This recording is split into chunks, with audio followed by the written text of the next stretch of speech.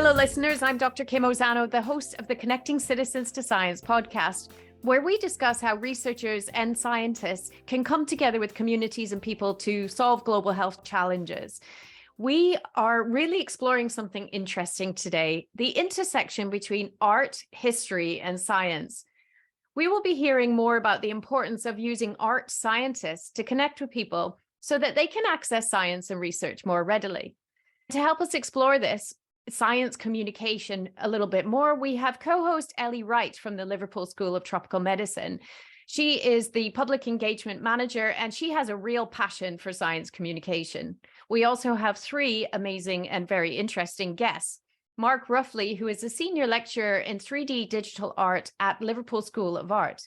He is trained as a medical artist, and he specializes in visualizing anatomy through 3D data acquisition, modeling, and fabrication. We also have two SciArtists, a terminology we'll be hearing about.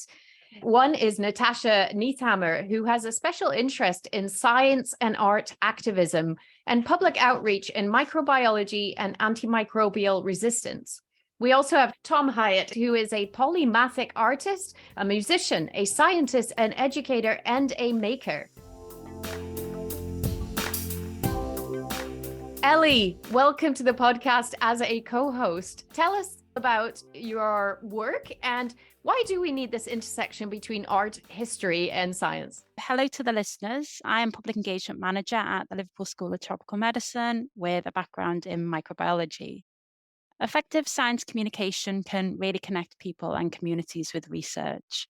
Science communicators and public engagement professionals want to reduce the elitism built into society with regards to who is allowed to access scientific knowledge.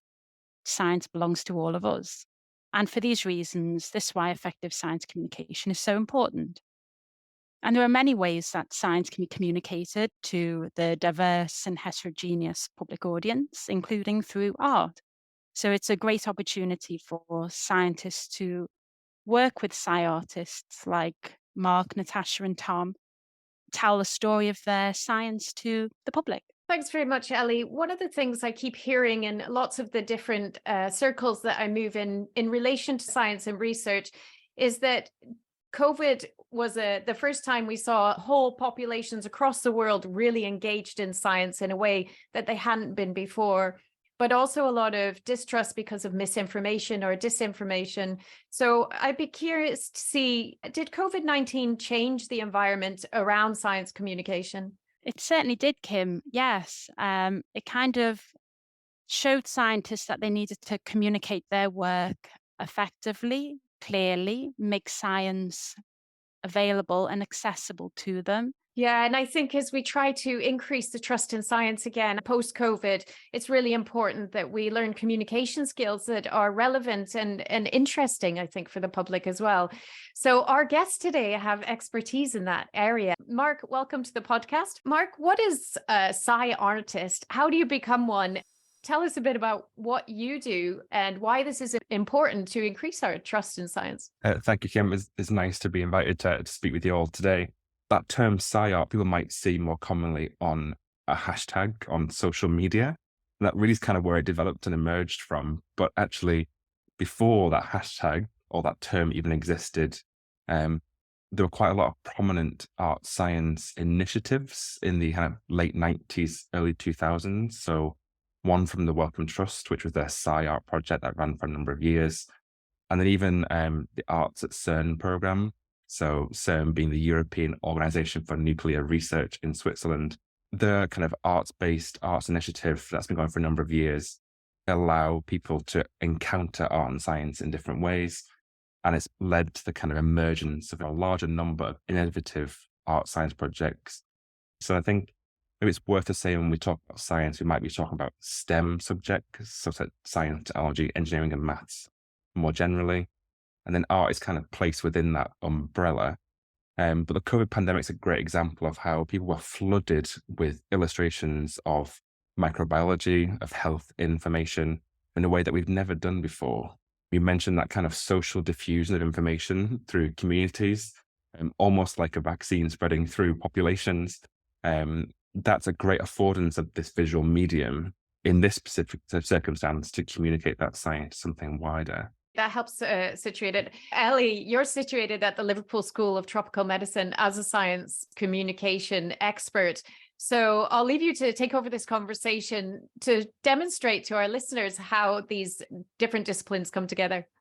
Thank you, Kim. Mark, just to follow on from what you've just said, a lot of our scientists at LSTM might say they aren't creative. They feel that they maybe can't connect with SciArt. Can you dispel that myth? It's almost the conversation I have with my foundation year art and design students when they say they can't draw. We can all draw in some way, and we can all engage in creative activity. It's having that openness and that willingness to engage with some of that. And what we don't want people to do is then think, oh, I'm not able to contribute to a discussion because I'm not creative. When actually there are many ways you can do that. Some of the things that scientists do, taking microbiology, for example, looking through a microscope and generating beautiful visualizations of something on a very different scale to the way we see the world, that is a creative process. So I think there's a kind of a hesitance on people to acknowledge that. But I think once that hurdle has been jumped, there's an ability then for us to really think creatively across disciplines. This kind of also leads then on for a question for Tom and Natasha, really, as they've been conversing with scientists at LSTM. They've been working on a project with us on LSTM Past, Present and Future, which is a Heritage Lottery funded project. How have you both been liaising with the scientists at LSTM? What have you learned from collaborating with them and co-creating your science intervention project? First of all, I suppose we should say what we've been doing as a project. So we've been meeting with researchers to interview them a little bit about their work, researchers from right across LSTM, in order to create a tropical medicine time machine, which encompasses the length and breadth of LSTM's 125-year history. Natasha, do you want to say anything about how those meetings have gone? It's been really important to establish that trust, being able to work with all these amazing scientists at LSTM from the get-go. Trust and being open to ideas is really important because as a collaboration, you need to make sure that you can be creative with each other and open to new ideas, since what you're doing is something that's never been done before and relies on both of your previous experience and expertise. And so in these discussions with LSTM scientists, it's been incredible to explore that initial trust and then working together to be playful, because being playful is a part of that creative process. And to those scientists that question their ability to be creative, it's like Mark said, scientists are some of the most creative people I know because they're continuously thinking of new ideas and new adaptations to their research projects to pursue. That's the same thing that artists are doing as well. I think both artists and scientists have a lot to discuss and learn from each other and grow together to create something that's never been done before and to connect with people in a way that is really exciting and more accessible and interactive. Thank you, Natasha. You're right. When you see the scientists engaging with both you and Tom, it is superb. It's lovely to see how they become engaged with your practice. They begin to think more playfully, keeping with that theme of trust. Can you perhaps share an example of how trust is improved by using SciArt practices? I think where trust is a kind of key issue in terms of scientific visualization or scientific illustration always kind of centers back to dissemination of health information to the wider public. And there's quite a few research studies that have proven that there is an effective use of the arts to raise awareness and change behaviors in those circumstances. That's really interesting on the trust. And I think, getting scientists to get out of their comfort zones. And I love this idea of playfulness as well. It sounds like science and art can also be data collection in a method itself. You're saying it collects people's stories and it's about understanding, lived realities. So it would be nice to hear a little bit more about that side of things rather than just presenting research, how you can engage earlier on in the research and science process. I sort of have this personal worldview about how art and science fit together, which is that they are distinct disciplines with different aims. Engaging in art, you effectively are trying to find out how humans work, and engaging in science more, at least as a pure idea, is trying to find out how the external world works. And of course, those two things cross over a great deal. So you have to incorporate both sets of methods if you want to find out things. So you talked about working with people and communities. We've talked a lot about that artist-scientist relationship, but the publics more generally are the ones that are affected by all of these kind of interventions. And we were talking earlier about this kind of cooperative, co-creative approach. And so we call this arts-based practice research. And those things are really fantastic to see embedding more in kind of science outreach activities, where sometimes dance or photography or painting or drawing can be used as part of a data collection method for sure. But they can also promote a dialogue between stakeholders, not based on certain assumptions. So between a patient and a doctor, for example. And especially within those health-based experiences, there's an opportunity to interrogate and then integrate patient personal stories or lived experiences into healing or treatment or arts-based interventions, whatever those might be. The best people for that is children. Children are great to work with in public engagement and outreach activities because they are sponges, and then they go and diffuse all that information as much as possible to the world around them. They experience the world very differently to us as adults. And that's really exciting because they are often the ones who will make creative responses to something because they have unconventional viewpoints and they are really ready to share those ideas. A great phrase. I don't know if it is my dad's, but I do attribute it to my dad right now. He's John Hyatt. He's an artist and scientist too. Is this idea of being childlike but not childish in situations. And it brings us back to this idea of creative play. I think children are fantastic at playing and letting go of any inhibitions, or they don't have them in the first place. It's through that play and not being self-conscious and worrying about your identity as a scientist or an artist or whatever, that progress can be made in either discipline. And I think our conversations with researchers the last few months have been a kind of environment in which you can see people loosen up to the idea of playing with their disciplines and coming up with ideas that might be engaging to the public. Childlike, not childish. And that kind of extends to like how we engage with people as well, how we do that playful investigation, and even that gamification of science or health information, as Natasha has done in her own research and practice-led research, can really promote more than simply reading a leaflet on something. Oh, Natasha, gamification, what is this? Gamification is taking a concept that may be abstract, hard to understand. You know, when you go to the doctor's office or you like listen to a lecture and your eyes glaze over and you're like, okay, like this is important, but I don't really feel engaged. And you take the elements that are utilized in games to basically capture your attention and engage with you, such as giving you options or, you know, integrating elements like music or visuals and giving you rewards for what you do. In my own practice, I created a game called Bacteria the Future, a reference to Back to the Future, where you become a bacteria and you travel back in time. So it's all about time travel. I love science fiction. And so that hence the integration of time travel into the LSTM tropical medicine time machine. I think it's engaging, and the world does too, because we have so many incredible sci-fi TV shows.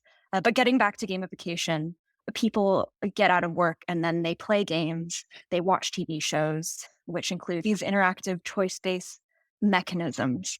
And so in public engagement realm, in the science realm, especially when dealing with something that LSTM deals with, global health concerns and bringing awareness to global health concerns, to not only bring in funding, but also increasing awareness in the public drives further funding, because they'll get the attention of local policymakers and they'll vote. And public engagement is so important to those that are studying global health crisis, but it is a tough, heavy, abstract field. And so gamification is showing a lot of promise to connect to the public, especially in microbiology, where invisible abstraction is the norm.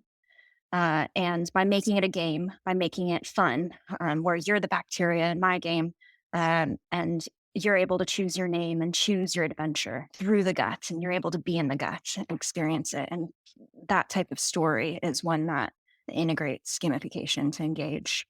Amazing. I want to play this game. Thank you for all your insights. I think this is a really good point to get some advice from you on how those that are interested in engaging with science and art, how they might go about it. Let's start with Tom. Some advice. I think the main barrier to either an artist working with science or a scientist working with art is the preconception that the identity of being an artist or a scientist excludes them from that other discipline. I don't think there's that great a difference between the two. And I think the two disciplines have techniques and methods that can help either one. So my advice to both groups would be to rid yourself of preconception that it's not for you. Doesn't matter what your experience at school was like or what you spent most of your life doing. Everyone has that capacity to play, and in doing so might further their own aims, whatever they may be.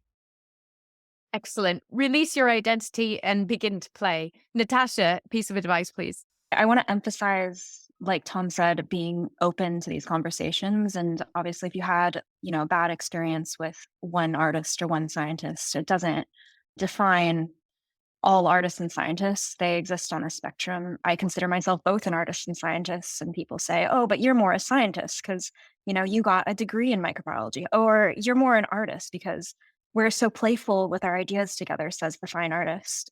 But really, they both go hand in hand, and I've experienced so much fun with both incredibly creative expertises. Excellent. Be open and join hands so that you can learn from each other. Mark. I want to pick up on what Tom just said there about almost those labels, and actually what my students tend to find when they enter the art and science program, regardless of the discipline, the label often changes. So at some point they will see themselves more of an artist or more of a scientist. And it's interesting for me to see at what point they stop calling themselves one or the other, and they become this kind of art science practitioner along their postgraduate research journey. I'm going to end with some kind of like a questioning sort of thing for you all. We posed 2 questions to our students when they first arrive, and it's around kind of process. So we asked, do scientists work to develop solutions for problems that should be testable and repeatable by others in order to be considered true? And do artists work to invent problems that only they can solve, but in doing so reveal particular truths? Those are just statements. They're not saying that's a fact.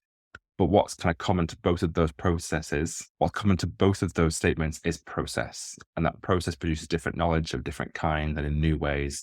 And it's really hope that these art science collaborations do really contribute to our understanding of ourselves and the world around us. Beautiful. Thank you very much. And Elli, a take-home message. Thank you, Kim. Take-home message. I guess this is to people who would label themselves as a scientist. Work with people from other disciplines like artists, storytellers, musicians. They might help you communicate your science in a different way that's playful and engaging to audiences out there. So thank you. Thank you very much. I will definitely take home this concept of play. I think that's so important and something we've not covered before. So thank you, everyone. Thank you to our listeners again for joining us in this episode. Do like, rate, share, and subscribe so we can continue to bring these interesting conversations of how we can better connect with people and communities so that we can address challenges together. Thank you for now. Bye, everyone.